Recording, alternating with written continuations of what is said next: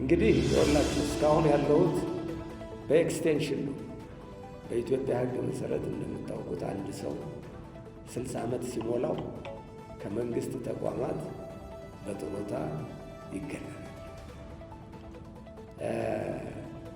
እኔ ከ3 ዓመት በፊት ነው ጡረታ መውጣት የነበረው። መጀመሪያ 2 ዓመት እንድቆይ መንግስት ስለፈለገ ለ2 ዓመት ኤክስቴንድ ሆነ። 2 ዓመት ሲያልቅ የለም አሁንም 1 ዓመት ልትቆይ ይገባል ተባል። የ1 ዓመት አሁን ሐምሌ 30 ያልቃል። አሁን ሐምሌ 30 ይሄ ስራ መልቀቅ አይደለም፣ በጡረታ መውጣት የትም የሚደረግ ሐምሌ 30 ልወጣ እችላለሁ፣ ልቆይም እችላለሁ፣ አላውቀውም። እና 1 ሳምንት ቆዩ። ያኔ ታውቁታላችሁ።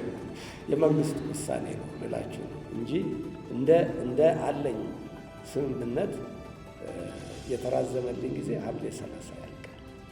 ግን አሁንም መንግስት የሚወስነው ጉዳይ ነው።